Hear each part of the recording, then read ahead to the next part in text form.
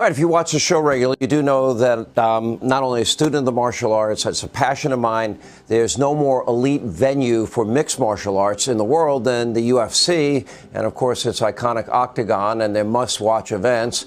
But tonight, breaking news from outside the arena, where UFC President Dana White, he just announced that Bud Light, yes, the Bud Light, will become the official beer partner of the league. Now, after veering off course, which I thought was stupid, into the, woke cultural wars in the country, is this a strong message from Anheuser-Busch and Bud Light that we've heard you loud and clear and we're getting back on track? So if you haven't heard, UFC and Dana White have signed a $105 million sponsorship deal with Anheuser-Busch for the product Bud Light. Everybody knows what happened when Dylan Mulvaney became the spokesperson for a day or so for Bud Light.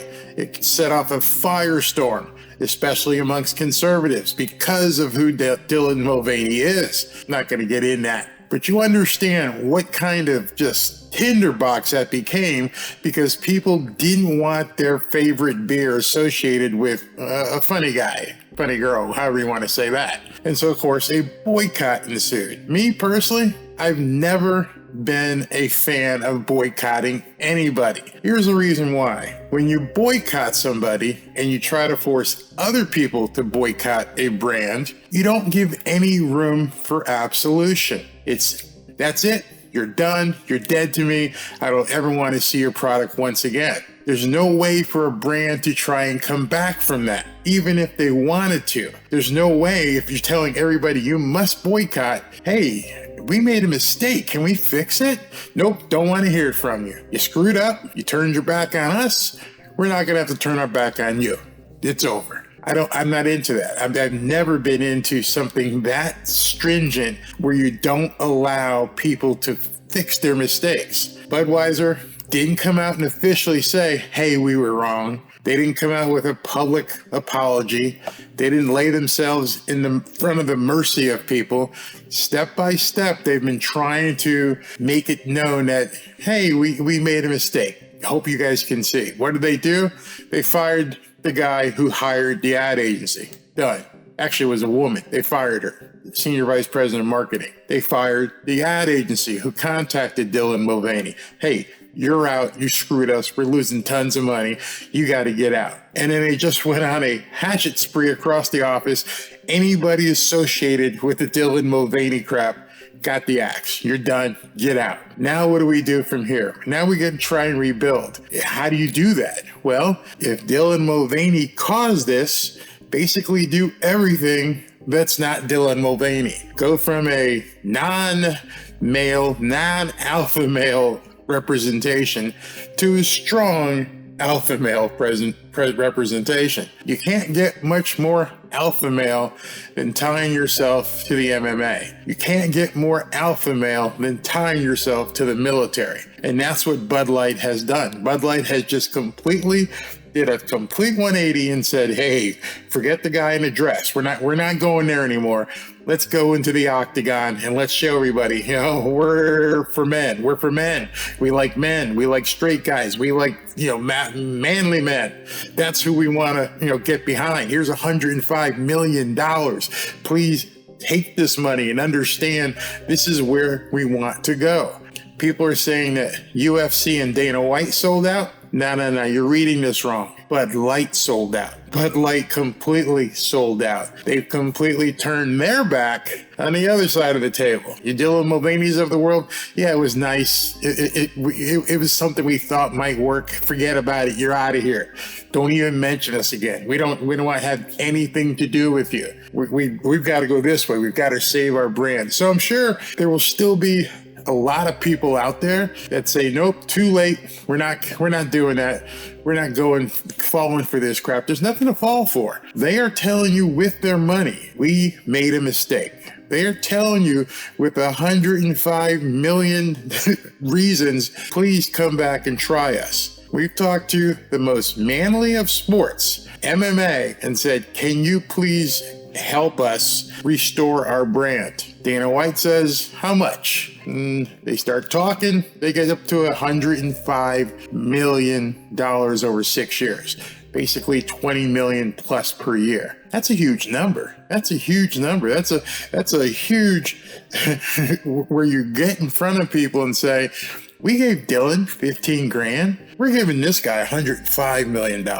We're letting you know we just want out of this. So take a listen here to what Dana White says during this interview. And if you have a problem with it being with Sean Hannity, get over that too. This is him talking to Dana White. Anyway, here with more on all of this brand new partnership is UFC President, CEO Dana White is with us. So I had you on my radio show today. Been on radio 30 plus years, been here, I'm in my 28th year at Fox. And, what's interesting to me is I refuse to call for boycotts, firings, cancellations, any of this stuff. I'm against all of it.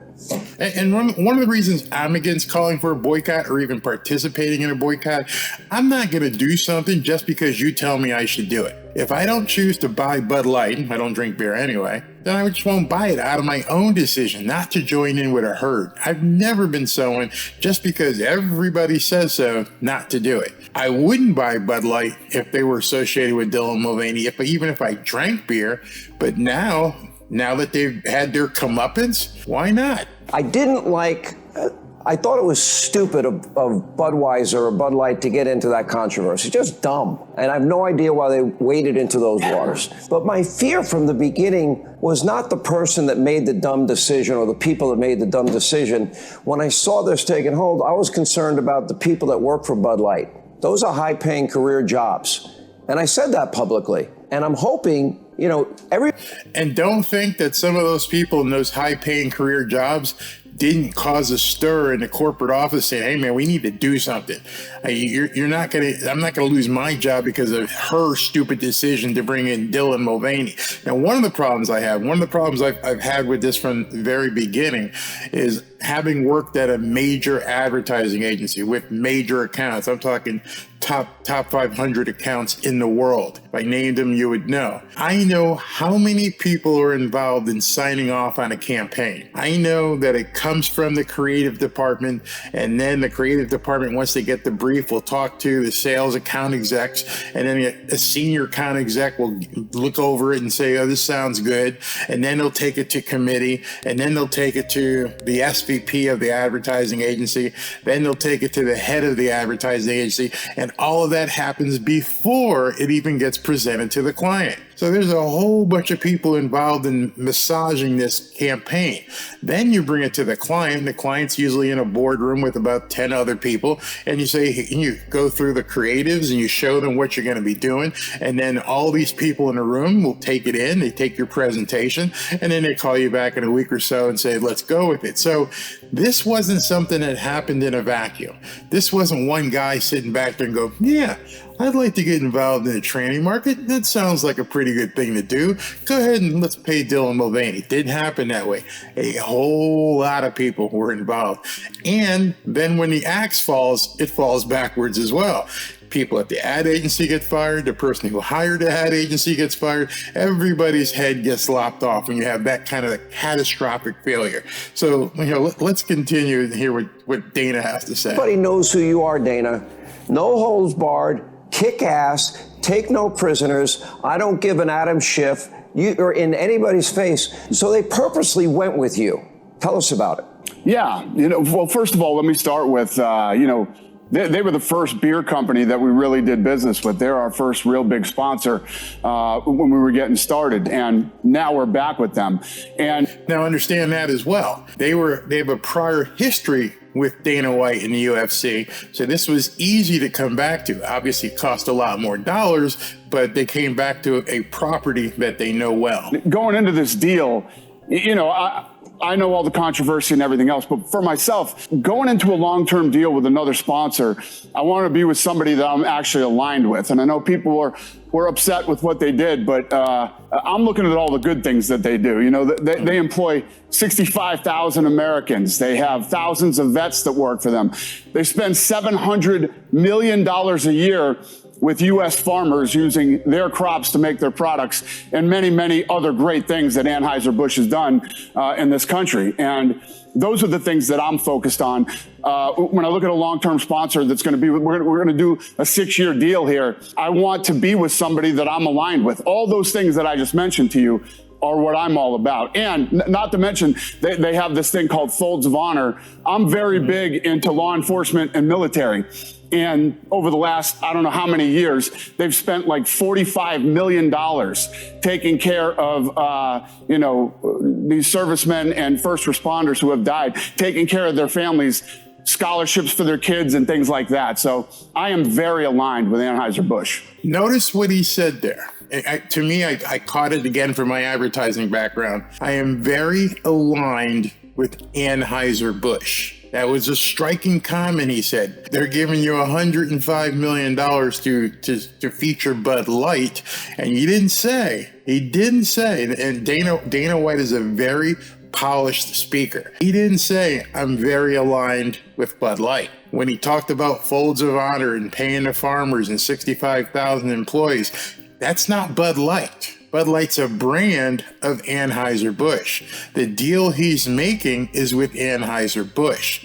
Anheuser-Busch says, we'll give you $105 million over 6 years. Can you go ahead and feature this product we have? Okay. He probably asked him, what are you doing with Folds of Honor? What are you doing with the farmers? Are you still doing all those things? Not by accident did he mention those. Those are things that any good advertising or marketing executive should have come out very early and said, hey, you guys understand this. We made a mistake with Dylan Mulvaney, but we still do this stuff, Folds of Honor, with military and law enforcement spouses. We still do this with the farmers in the heartland who grow our wheat and barley. We still do all this stuff. Nobody wanted to hear it. Nobody wanted to hear it because once you put Dylan Mulvaney out there, you completely obliterated any view or perspective of the good that you did by putting that idiot on a can and having him go out there and address and say stuff. You completely obliterated your brand. Now you got to start from the bottom up. I'm willing to give,